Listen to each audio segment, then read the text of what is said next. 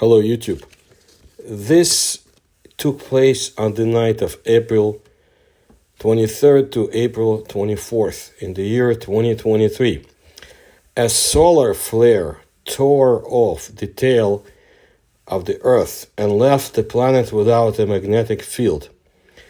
The red glow turned out to be a huge disaster. You see, just now we know that a great catastrophe that our planet experienced that night.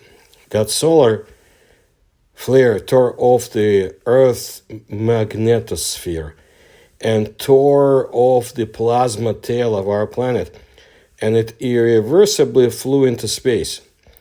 For 2 long hours, the Earth was absolutely unprotected, and the harsh solar plasma pounded right on it.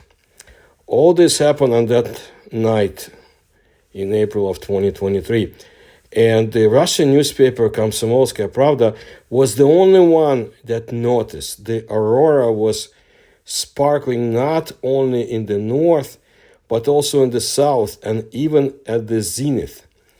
Their publication at that time remained a curiosity, but an article has just been published in the journal Geophysical Research Letters, which finally reveals how great a catastrophe, disaster, our planet experienced that night. Russian journalist Arsyukhin recalls the events of that night, and he thinks that they will forever remain in his memory. He was photographing the moon and Venus with a telescope, and suddenly noticed that the field of view of the telescope turned red. Annoyed, he thought that someone was driving a car and turned the headlights right on him. Arsyukhin tore his head away from the eyepiece. The whole sky was blazing red. There were no warnings or forecasts. Special space weather services could not foresee that celestial attack. He started photographing the glow and suddenly realized that it was not only in the north, as befits the Aurora Borealis. It was everywhere. The Aurora Borealis was at its zenith, right above his head. Slowly passing the zenith, it moved to the south and hovered like a red arch over the southern horizon. It was pretty scary, creepy, how he put it. The air was filled with electricity. He knew it couldn't be that simple. Something happened in space. A thought flashed through his mind. Didn't people destroy the protective shell of our planet? The next morning, the Russian journalist was sure that the telegraphs were abuzz, and the whole world was just discussing that strange phenomenon in the sky. Arsyukhin was disappointed. The experts' comments turned out to be sparse and restrained. Yes, a magnetic storm. Yes, the Aurora Borealis. You never know. Not extremely strong. The question, how could that be? It was shining in the south. There's no such thing. That question remained unanswered. Was it just his imagination? That's what the people he asked made it clear to the journalist. He asked scientists, and he was told that it may be his imagination. Well, the Chinese researcher Li Zhengchen, who now works at NASA, may have been the only one who realized that it was necessary to dig more. His article, based on data from the magnetospheric multi-scale emission satellite, has just been published. It follows from the data. On that terrible night, our planet found itself face to face with deep space. Here's how everything should work normally. The Earth is surrounded by a magnetic field. During flares, clouds of charged plasma break away from the sun. The solar magnetic field is frozen into such clouds. A constant stream of solar particles, the solar wind, blows on quiet days when there are no flashes. All this meeting with the Earth's magnetic field forms a shock wave, a complete analogy with a supersonic aircraft. It flies, and in front of it is a shock wave. It's quiet inside that shock front.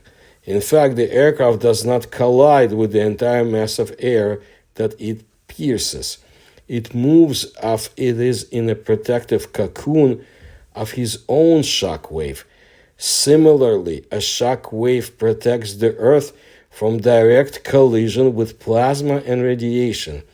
On the daytime side, where the pressure from the sun is high, the shock wave front is pressed to the Earth. At night, on the contrary, it is stretched into a tail. The solar wind hits an invisible barrier, flows around the Earth, and is carried away. You can see such a tail behind the stern of the ship. But that night, in April of 2023, the shockwave front was gone. And that's how it happened. First, we really need to really carefully read the scientific article. And in order to understand further, we need to figure out what the speed of the Alpha is. The Alpha waves, which propagate, as you may have guessed, at the speed of Alpha, were predicted by the physicist Van in 1942, and they're very important to the solar system. An Alpha wave is a low frequency compared to the ion gyro frequency, traveling oscillation of the ions and magnetic field in a plasma.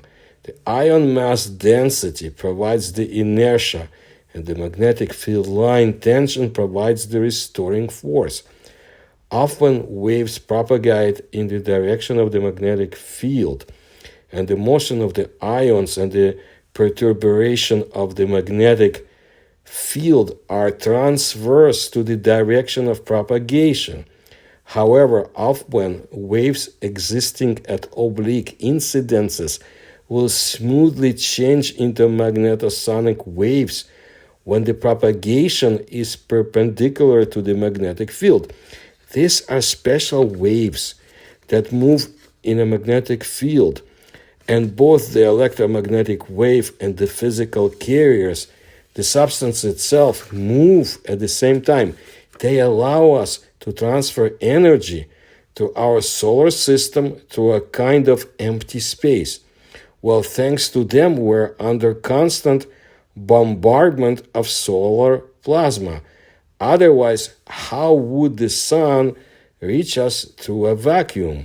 Usually, the sun shoots plasma at a very high speed, faster than the speed of Alpha. It is this circumstance that generates the shock wave that protects us. Just an analogy, if an airplane flies faster than the speed of sound, there'll be a shock wave. If it's slower, no shock wave.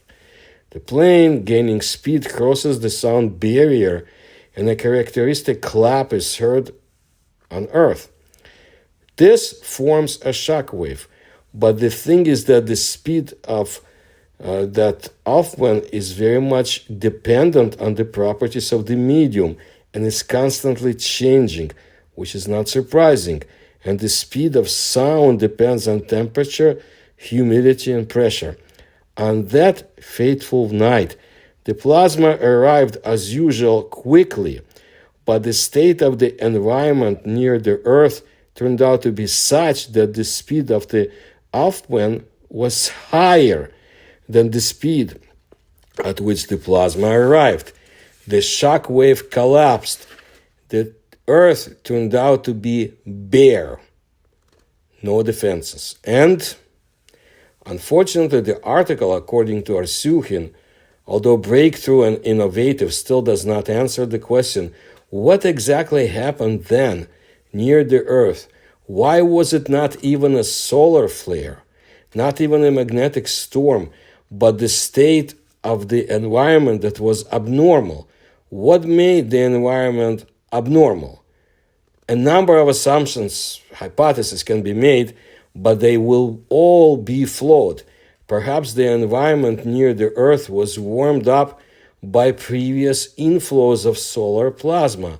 However, there is a phase of maximum solar activity, and the Earth's surroundings are always boiling more than usual. But that phenomenon remained unique.